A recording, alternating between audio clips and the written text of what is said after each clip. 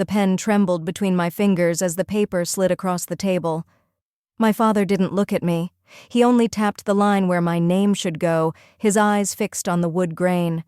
My mother sat beside him, her voice smooth but rushed, calling it a temporary transfer, a family favor. The kitchen light buzzed overhead, too bright, washing color from everything. The smell of overcooked coffee hung in the air, and for a moment, I wanted to run. The number on the page blurred. $100,000. My grandfather's inheritance meant to carry me through a computer science degree I had dreamed of since I was 14. My acceptance letter from the university sat nearby, framed, the blue and gold seal catching the light. My mother leaned forward, smiling too hard, saying that family comes first and that Phillips Construction Company only needed a short-term boost. My father's tone left no space for questions. His hand rested on the table, the gesture that meant the conversation was over before it began. I looked at the pen again and realized this was not a choice. It was a command dressed as loyalty. When I signed, the ink dragged unevenly, my name jagged, almost unfamiliar. The sound of the pen scratching against paper felt final, like a door closing behind me. My mother exhaled in relief, already talking about what the family could achieve together. My father nodded once, satisfied, folding the paper neatly as if nothing had just been lost. I sat back, numb, staring at the letter that had once meant freedom. Somewhere deep inside, a quiet voice whispered that I would one day reclaim what was stolen, not to prove them wrong, but to prove that I could rise without losing myself. 12 years later, I would keep that promise. 3 months passed before the first deadline arrived. The university sent a polite reminder about my tuition deposit, $48,000 for the year, a number that once felt heavy but possible. My parents brushed it off. Philip's business just needed time. My mother's voice carried a cheerfulness that sounded rehearsed. My father repeated that family comes first and that investments take patience. I nodded, though every word made the air around me thinner. 6 weeks later, the phone stopped ringing at their office. The same neighbors who used to brag about Philip's company now avoided the street. My father stayed silent during dinner, his face tight, his hands restless. My mother smiled too much, filling the silence with talk of miracles and timing. I stopped asking questions. Each time I tried, the answer came back colder. You worry too much. You need to learn to trust. But I had trusted, and now everything I planned for was dissolving like sugar in water. When the company collapsed, it wasn't a storm. It was a slow fade. Suppliers demanded payments that never came. Creditors called the house. The framed acceptance letter on my desk became an artifact from another life. I had packed boxes labeled dorm supplies, notebooks, a desk lamp, and twin sheets.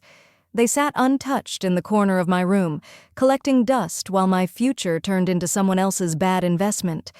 I stood in that small space, the one I thought I'd already outgrown, surrounded by quiet proof that dreams could be traded for family illusions.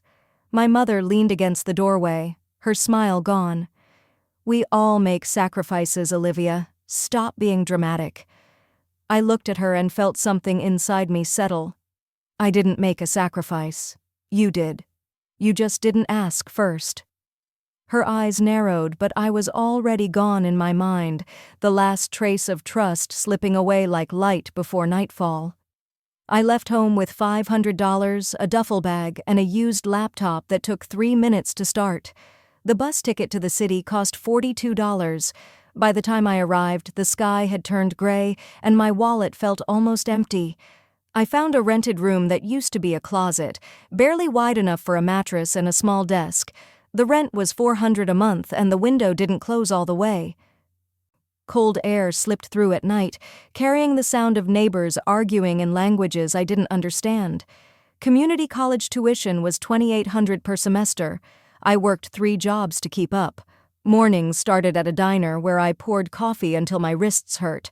Afternoons were spent stocking shelves in a discount store, and nights answering phones in a 24-hour call center. Minimum wage was $7.25 an hour, which meant every textbook I bought cost about 10 hours of my life. I tracked every dollar in a notebook, writing small numbers next to each date like they were marks of survival. The apartment smelled like other people's cooking and reheated food. Some nights I chose between heat and meals, and books always won. I studied wrapped in layers of sweaters, my breath visible when the temperature dropped. There were moments when the weight of exhaustion pressed against my chest, but I refused to break. I stopped thinking about what my parents owed me and started counting what I could still build with my own hands. Anger fades fast when you have no energy left to feed it. What kept me alive wasn't rage. It was rhythm. Work, study, sleep, repeat. Not a battle cry, but a heartbeat. Survival became a kind of discipline, and that discipline became freedom. Graduation day came quietly. No flowers, no applause, no family in the crowd. I wore a borrowed gown and walked across the stage at community college, my name echoing once before disappearing into the noise of other futures. That night, I celebrated alone with takeout noodles and a secondhand laptop that still overheated when I studied too long. My first job paid $38,000 a year as an IT technician in a small office with flickering lights and secondhand chairs. I learned fast, not because I was gifted, but because failure wasn't an option. Each certification cost nearly $2,000, and I paid for them with double shifts and sleepless weekends. I studied until my eyes burned, collecting small victories in email signatures that slowly changed from technician to administrator, then product manager. I never chased titles, I chased stability. I married briefly, believing I had found safety, but peace built on dependence never lasts. When Dylan was born, I promised him something different. His crib sat beside my desk where I studied while he slept, learning how to write project plans between bottles and diapers. 5 years later, I signed papers for a 3-bedroom home with a $310,000 mortgage. The down payment came from 12 years of work and not one borrowed favor. I stood in the empty living room, the echo of my footsteps, steady and sure. Everything here was built by my own hands, my own hours, my own decisions. For the first time, I felt what my parents never understood: unborrowed dignity. 14 years passed before the phone rang again. My mother's voice sounded smaller than I remembered, thin and rushed, like someone holding back panic. She said my father's heart was failing, that the hospital bills had swallowed their savings, and the house was next. $300,000 in debt. The words came out rehearsed, dressed in concern but shaped like a plea. She reminded me that I had a good job now, that I was successful, that I could help if I wanted to. I listened without interrupting, tracing the edge of my desk with my thumb. Behind her words, I could still hear the same rhythm of control, the way she shifted guilt into duty. When she paused, waiting for my answer, I told her I would come tomorrow so we could talk in person. She sounded relieved, almost triumphant, as if my voice alone confirmed her victory. I hung up and sat in the quiet, staring at the wall where my son's drawings hung beside framed project awards. In the bottom drawer of my desk lay the old acceptance letter I never used, still pressed flat in its frame, edges yellowed with time. I lifted it and felt the familiar weight of loss mixed with something colder. I was not the girl who signed her future away for family unity. I was a woman who had learned what trust costs when given to the wrong people. I would go home, not to rescue them, but to see whether compassion could exist without forgetting. The house looked smaller than I remembered. The white paint had peeled to gray, and weeds had claimed the front yard. Inside, the air smelled of medicine and mildew, a faint reminder that time had been living here without care. My father sat in his old recliner, thinner but still watching me with the same hard eyes. The living room was cluttered with unpaid bills and hospital statements stacked beside unopened mail. Property tax notices peeked from the pile, marked in red. My mother hovered nearby, nervous and hopeful all at once. Philip arrived late, as expected, wearing a designer jacket and a watch that caught the weak afternoon light. He smiled as if nothing had happened, complimented my success, and settled on the couch like he still owned the room. My mother spoke first, listing debts and failed investments. They needed $200,000 to keep the house. The bank had stopped taking calls. Her voice softened when she said I was their only hope.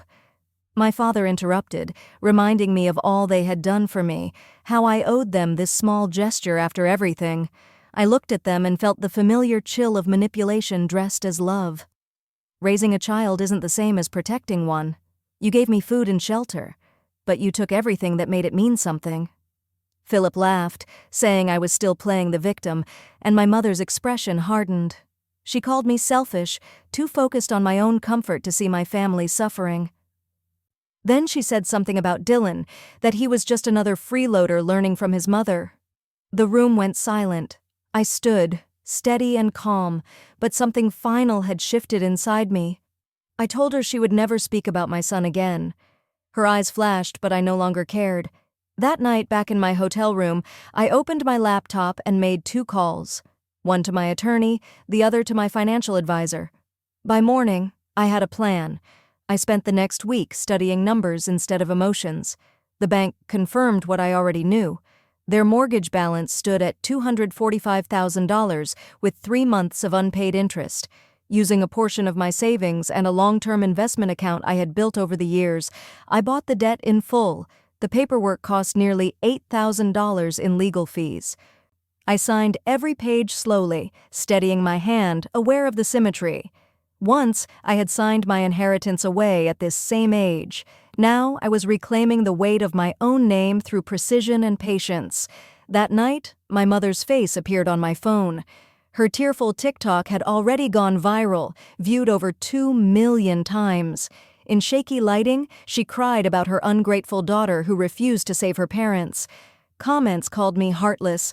Some even posted my workplace. I watched in silence, felt the sting, and then closed the app. I had no interest in defending myself to strangers. Truth did not need an audience. It only needed to hold. With my attorney's help, I drafted a repayment plan. 5 years, fixed monthly payments, clear deadlines, 0 room for interpretation. They could stay if they honored the agreement. Miss a payment, and the house would be repossessed. I drove to Louisville that weekend, carrying the documents in a folder marked simply Property Agreement.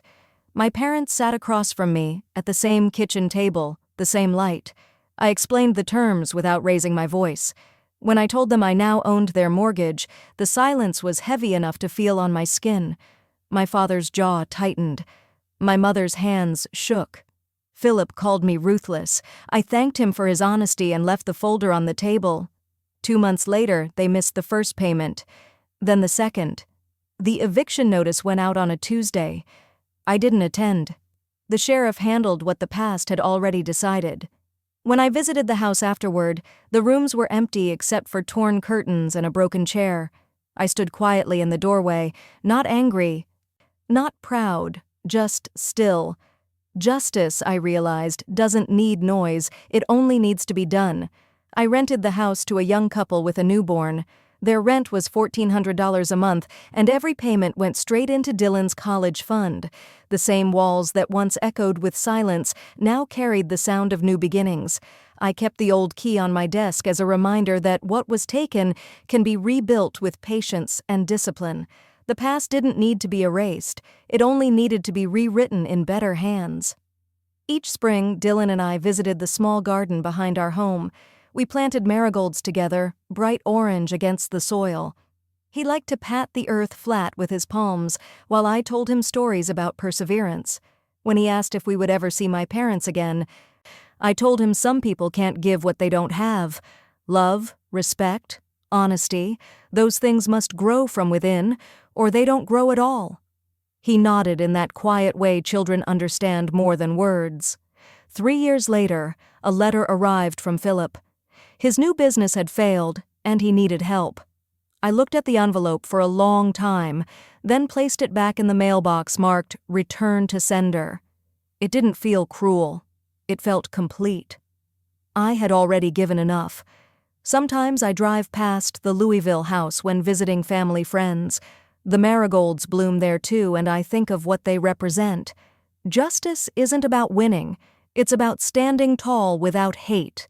My parents gave me a broken inheritance, but I turned it into something stronger: integrity. The kind that can't be stolen, borrowed, or repaid, only lived.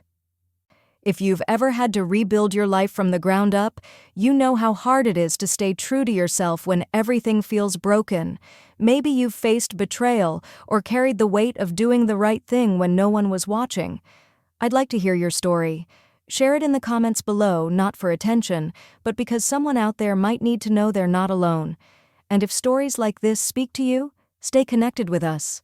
Subscribe and be part of a community that values courage, integrity, and quiet transformation.